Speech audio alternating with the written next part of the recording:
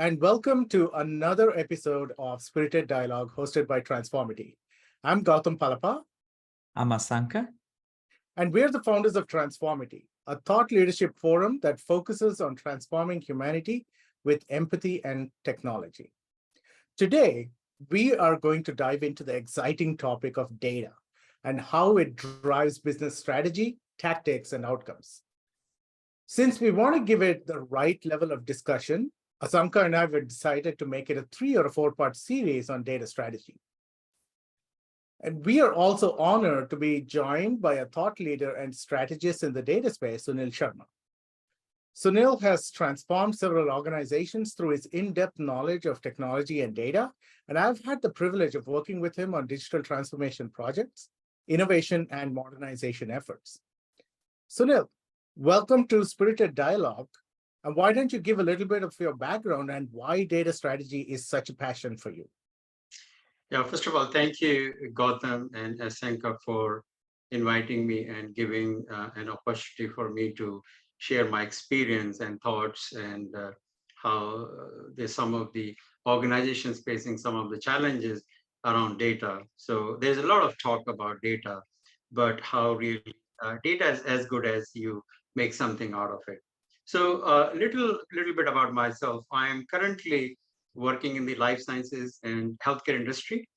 And my primary portfolio includes data science, platform engineering, model ops, agility transformation, and quality as a service. These are some of the areas which I'm involved. Prior to that, I've been into consulting, whether it's Oracle, TIBCO, product development, and I have kind of traveled around the world, starting from India to Middle East to Europe and back to US. And along with that, I'm also involved with UC Berkeley and Stanford. And UC Berkeley, I work with executives on data strategy. And at Stanford, I'm working with executives on digital transformation. So once again, thank you very much for inviting me. And I'm happy to share my experience with you guys. Thank you, Sunil. We are looking forward to your insights and your thought leadership in this series. So let's start off with a level setting question, because data is such a huge umbrella and data strategy can mean a lot of things. So Sunil, how do you define a good data strategy and why is it so valuable to an organization, especially today? Thanks, Gautam. That's a great question. And let's say before we define data strategy, let's think or let's discuss about what is exactly the strategy. So then we will come to the data strategy. So strategy is about, if you look at the choices and decisions we make from a business perspective. Now look at data strategy. Data strategies, again, these are the choices and decisions we make to support our business strategy to create value or achieve our goals. So that is how I define the data strategy. So data strategy does not exist by itself. It has to be seen in the context of your business strategy or the problems you're trying to solve. Now, coming back to your second part of the question is, what is a good data strategy? So in my opinion, based on my experience, I would say there are three or more main components of a good data strategy. First of all, data strategy has got to be aligned with your business strategy, which means that today's time, your business strategy has to be embedded by data analytics. Second is that data strategy in today's time has to be ambidextrous. When I say ambidextrous, means we have to look at both offensive and defensive balance.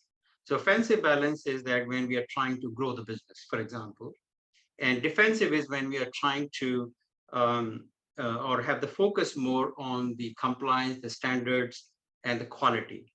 A third thing is that the data strategy should result into a flywheel effect related to data and a very effective operating model.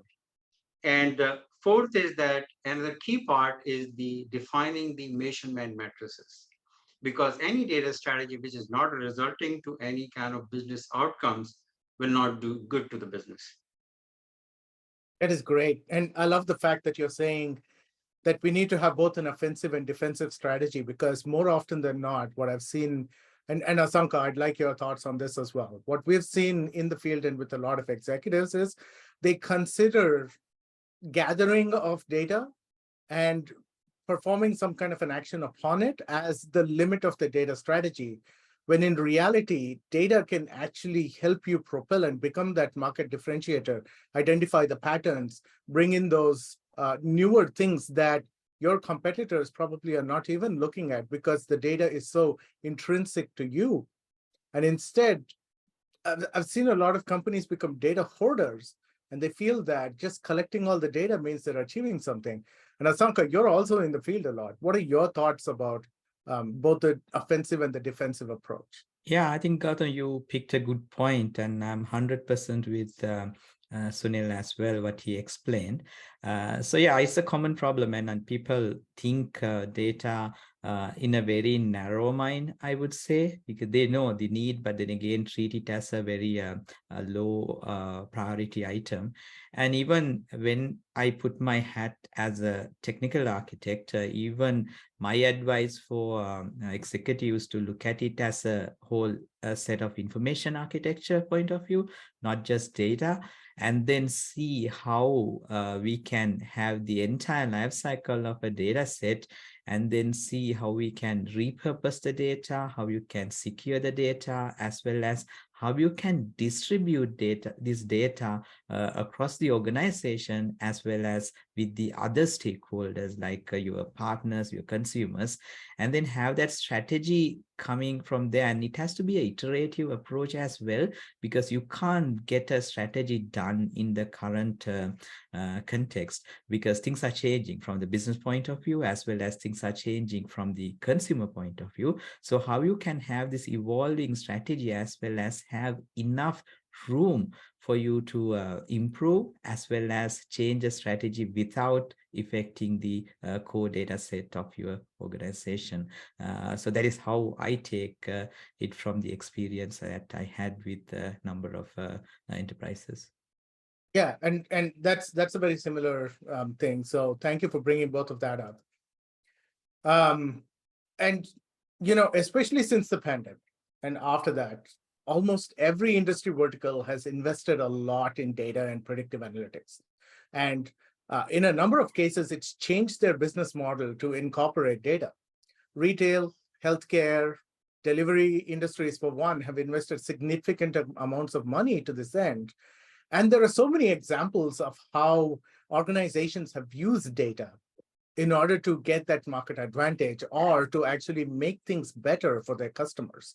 Sunil, I'm wondering, do you have any favorite examples of data-driven business models that you want to share? Yeah, that's a great question, Gautam, that if we link it at how the data is actually influencing some of the business models in today's challenging environment, you can look at some of the organizations pre-COVID, and you can look at some of the organizations post-COVID, how their strategy and then business models have changed drastically. And some of the organizations which have been able to take a great advantage of data, they are thriving, and some which could not. I think they will have some challenges to face. And the whole idea about data is that how fast you are able to make your decisions, especially in the COVID situation, how quickly, how accurately you can make the decisions. And when I'm interacting with some of these executives at Stanford and Berkeley, and some of the organizations we talk about, for example, Netflix. Netflix is a fantastic example of how they have adjusted their business strategy as well as their business model, which has been influenced by data. So, for example, Netflix started as a we know the entertainment DVD distribution company, and then they went into streaming, and then now they are one of the leading content provider, content creator companies. Now they sponsor movies, series. So this is how, as they learn more and more about the customers, and more compute power is available, more and more, more economical service available, and there is a demand from the customers for these kind of services. So Netflix is a great example where it is a data-driven model. And another example, which I often quote, is Amazon. You look at Amazon. Amazon started as an e-commerce organization selling books. And over a period of time, if you look at Amazon, Amazon not only is an e-commerce organization, they are one of the leading cloud providers, infrastructure. Where do you draw the connection?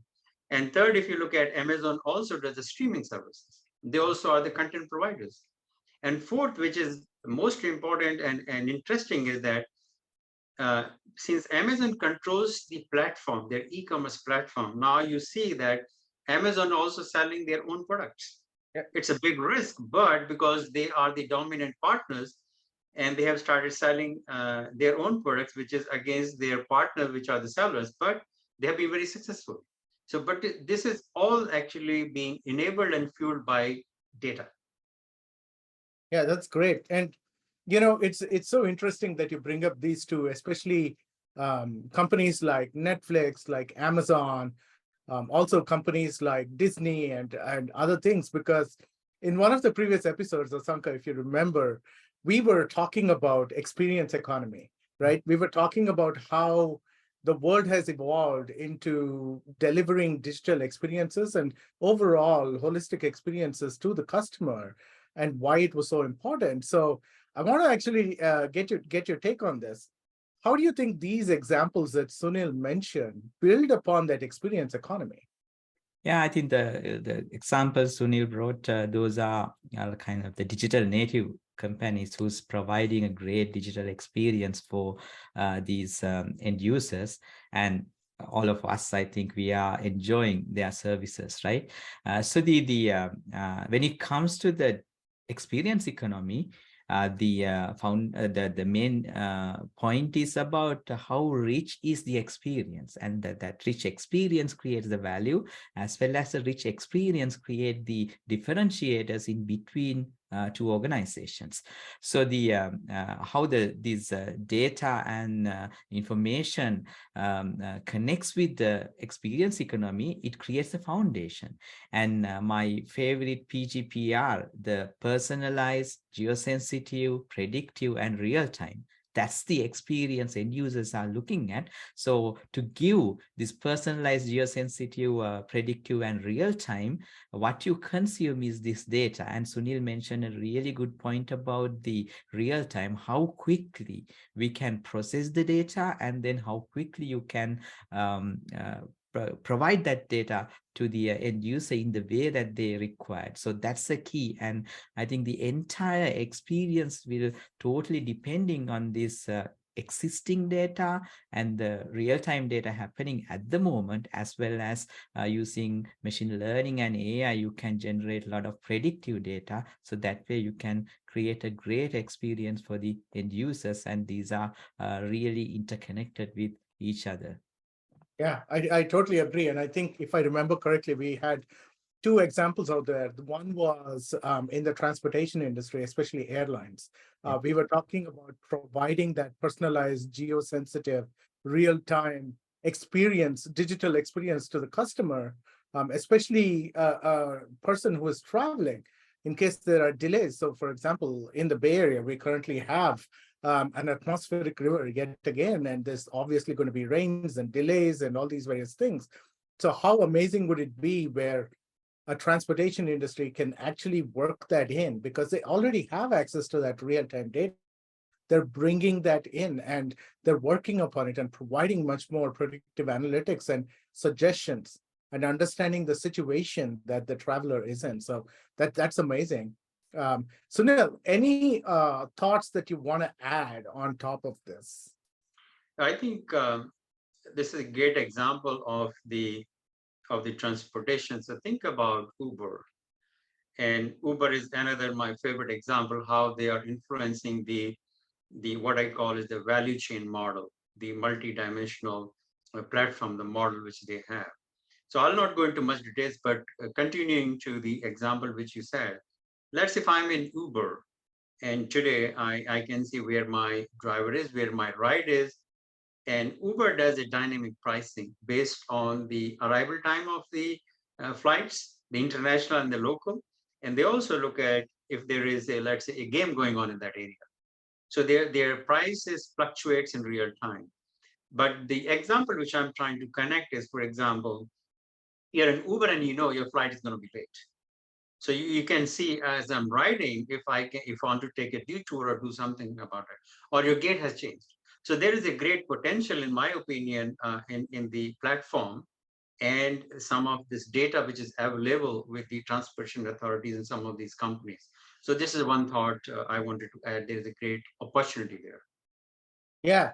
Yeah, there is so much of potential, right? We can look at each of our day-to-day scenarios and then bring in that data strategy and make that as the foundation for our modernization approaches and convert everything that we're providing and move your organization from not a product and not a service, but to an experience economy. And there's so much potential that we can do and deliver to the customers. Unfortunately, we cannot touch upon all of those in this particular episode, but I do want to emphasize the fact that these are some things that we can actually talk about in subsequent episodes. So I want to, in the interest of time, wrap up and thank both Sunil and Asanka for some of the great points that you have brought, but we will need to wrap up this episode. So thank you both for joining us. Sunil, really appreciate the insights that you're giving, and I'm really excited for the remaining episodes that we're going to have on the data strategy series. It looks like we're going to have some amazing time having conversations. Thank you all for tuning into this episode of Spirited Dialogue. This has been a great conversation, and I hope you all enjoyed it as much as we did. Tune in for the next episode where we will explore how one can build a good data strategy, some patterns and anti-patterns that emerge, and dive into things like data meshes, data fabric, and how to go about data as a product. Please send us your comments, feedback, and any topics that you would like us to cover in this data strategy series by emailing us at transformity.info@gmail.com, or you can reach out to Asanka and me on LinkedIn and Twitter. So until next time, from all of us at Transformity, thank you and cheers. Cheers. Thank you. Thank you, Asanka, and thank you, Gautam, for inviting me. It was great. Thank you. Thank Yeah.